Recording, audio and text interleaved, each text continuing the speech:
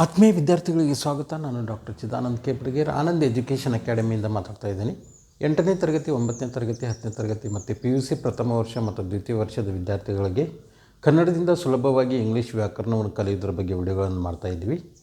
ಇವತ್ತಿನ ವಿಡಿಯೋದೊಳಗೆ interrogative ಫಾರ್ಮ್ಸ್ನಲ್ಲಿ helping verbs ಜೊತೆ subject ಯಾವ ರೀತಿ ಯೂಸ್ ಆಗ್ತದೆ ಅನ್ನೋದನ್ನು ನೋಡೋಣ.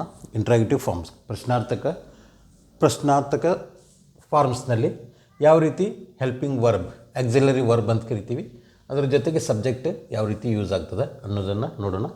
ಇದು ಪ್ರೆಸೆಂಟ್ ಟೆನ್ಸ್ ಮತ್ತು past tense. Am I come ನೋ, ಆ ರೀತಿ.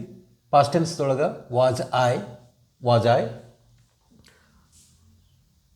ಆರ್ ವಿ ಮತ್ತು ವೇರ್ ವಿ. ಇದು first person singular, first person plural. ಅದೇ ರೀತಿ ಆರ್ ಯು, ವೇರ್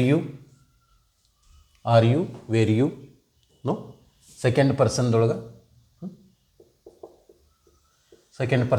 ಯಾವ ರೀತಿ ಯೂಸ್ ಆಗ್ತದೆ.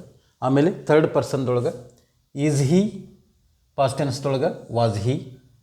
ಈಸ್ ಶಿ, ಪಾಸ್ಟ್ ಟೆನ್ಸ್ದೊಳಗೆ was she. Is it, past ಟೆನ್ಸ್ದೊಳಗೆ ವಾಸ್ ಇಟ್ ನೋ. ಇದು ತೃತೀಯ ಪುರುಷ, ಥರ್ಡ್ ಪರ್ಸನ್ದೊಳಗೆ ಈ ರೀತಿ ನಾವು ಯೂಸ್ ಮಾಡ್ತೀವಿ.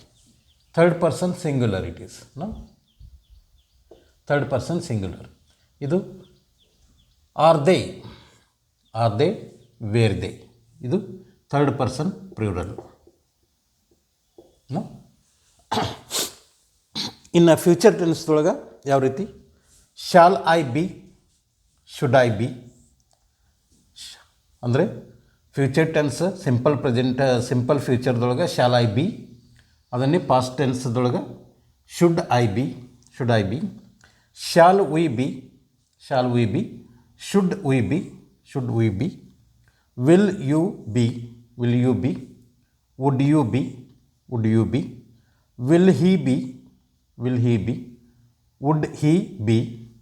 ಹಿ be. Will she be, wood she be. Will it be ಮತ್ತು ವುಡ್ ಇಟ್ ಬಿ. ಪ್ಲೂರಲ್ದೊಳಗೆ third person will they be, then would they be. ಈ ರೀತಿ ಇದು singular, first person singular, first person plural, then second person, ಇದು third person,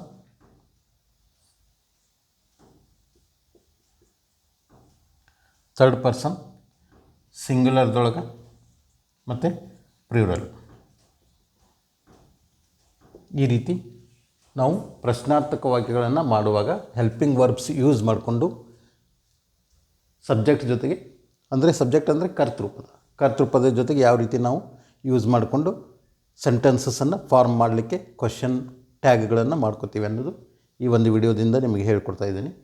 ಈ ಒಂದು video like ಮಾಡಿರಿ, share ಮಾಡಿರಿ, ಸಬ್ಸ್ಕ್ರೈಬ್ ಮಾಡಿರಿ ಅಂತ ಹೇಳ್ತಾ ಈ ಒಂದು ವಿಡಿಯೋ ಮುಗಿಸ್ತಾ ಇದ್ದೀನಿ. ಧನ್ಯವಾದ.